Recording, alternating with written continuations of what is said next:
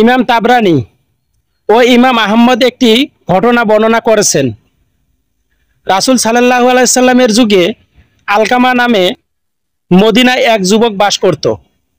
সে নামাজ রোজা ও সদকার মাধ্যমে আল্লাহ তাআলার ইবাদত বন্দগীতে লিপ্ত থাকত। একবার সে কঠিন রোগে আক্রান্ত হলো। তার স্ত্রী রাসূল সাল্লাল্লাহু আলাইহি সাল্লামের কাছে খবর পাঠালেন যে আমার স্বামী আলকামার মুমূর্ষ অবস্থায় আছেন। হে আল্লাহর রাসূল, আমি আপনাকে তার অবস্থা জানানো জরুরি মনে করছি। রাসূল সাল্লাল্লাহু আলাইহি সাল্লাম তৎক্ষণাৎ আম্মার, সুহাইব ও বিল্লাল রাদিয়াল্লাহু তাআলা আনহুকে তার কাছে পাঠালেন। তাদেরকে বলে দিলেন যে তোমরা তার কাছে গিয়ে তাকে কলেমার শাহাদাত পড়াও। তারা গিয়ে দেখলেন আলকামা মুমূর্ষ অবস্থায় রয়েছেন। তাই তারা তাকে লা ইলাহা ইল্লাল্লাহ পড়াতে চেষ্টা করতে লাগলেন, কিন্তু সে কোনো মতেই কলেমা উচ্চারণ করতে পারছিলেন না। অতঃপর তারা রাসূল সাল্লাল্লাহু আলাইহি সাল্লামকে খবর পাঠালেন যে আলকামার মুখে কালেমা উচ্চারিত হচ্ছে না।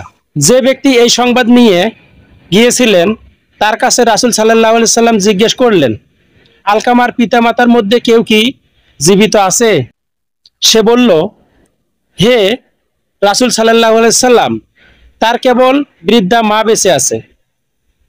রাসূল সাল্লাল্লাহু আলাইহি সাল্লাম তৎক্ষণাৎ তাকে আলকামার মায়ের কাছে পাঠালেন এবং বললেন, তাকে গিয়ে বলো যে তুমি যদি রাসূল সাল্লাল্লাহু আলাইহি সাল্লামের কাছে যেতে পারো তবে চলো, না হলেও অপেক্ষা করো।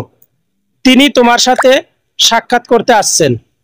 যা জানাতে বলছিল তা জানালেন।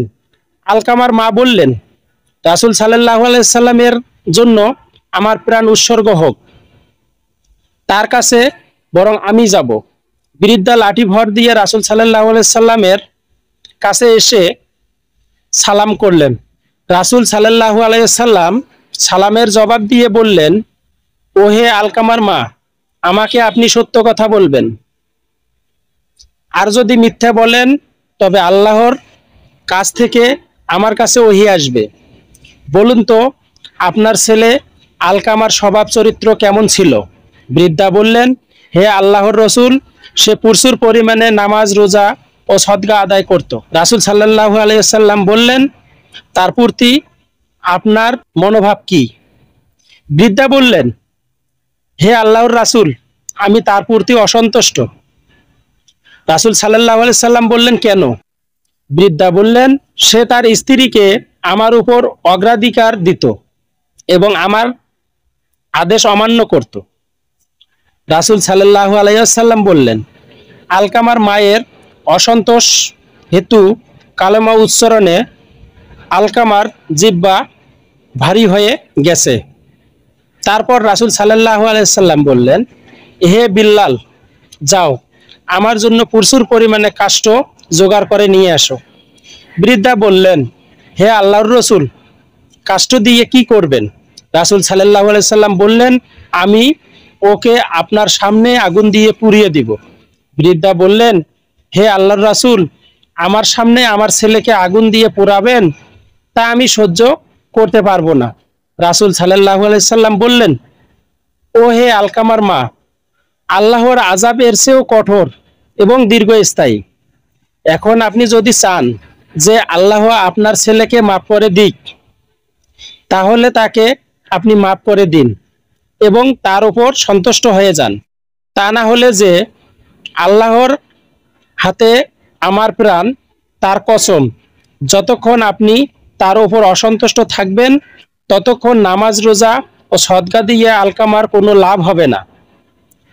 এ কথা শুনে আলকামার মা বললেন, হে আল্লাহর রাসূল, আমি আল্লাহকে, আল্লাহর ফেরেশতাদেরকে এবং এখানে যে সকল মুসলমান উপস্থিত রয়েছে তাদের সকলকে সাক্ষী রেখে বলতেছি যে আমি আমার ছেলের আলকামার উপর সন্তুষ্ট হয়ে গিয়েছি। রাসূল সাল্লাল্লাহু আলাইহি সাল্লাম বললেন, ও হে বিল্লাল, এবার আলকামার কাছে যাও, দেখো সে লা ইলাহা ইল্লাল্লাহু বলতে পারে কি না। কেননা আমার মনে হয় আলকামার মা আমার কাছে কোনো লাজ লজ্জা না রেখে সত্য কথায় বলেছে। হযরত বিল্লাল রাদিয়াল্লাহু তাআলা আনহু ততক্ষণাৎ গেলেন।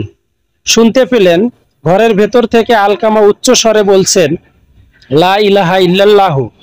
অতঃপর বিল্লাল গৃহে প্রবেশ করে উপস্থিত জনতাকে বললেন, শুনে রাখো, আলকামার মা অসন্তুষ্ট থাকার কারণে সে প্রথমে কলেমা উচ্চারণ করতে পারেনি। পরে তিনি সন্তুষ্ট হয়ে যাওয়ায় তার জিহ্বা কলেমা উচ্চারণে সক্ষম হয়েছে। অতঃপর আলকামা সেই দিনেই মারা যায় এবং রাসূল সাল্লাল্লাহু আলাইহি ওয়াসাল্লাম নিজে উপস্থিত হয়ে তার গোসল ও কাফনের নির্দেশ দেন, জানাজার নামাজ পড়ান এবং দাফনের শরীক হন। অতঃপর তার কবরে দাঁড়িয়ে রাসূল সাল্লাল্লাহু আলাইহি ওয়াসাল্লাম বলেন, হে আনসার ও মুজাহিরগণ, যে ব্যক্তি মায়ের উপর স্ত্রীকে অধিকার দেয় তার উপর আল্লাহর ফেরেশতাগণ ও সকল মানুষের অভিশপ্ত, আল্লাহ তার পক্ষে কোনো সুপারিশ কবুল করবেন না।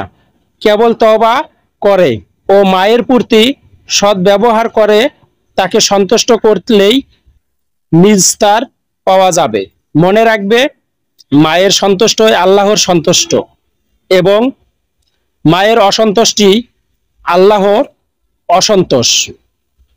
ভিডিওগুলো আপনাদের কেমন লাগে জানিয়ে দিবেন কমেন্ট করে। ইসলামিক ভিডিও নিজে শুনুন, অন্যকে শোনার সুযোগ করে দিন। আল্লাহ হাফেজ।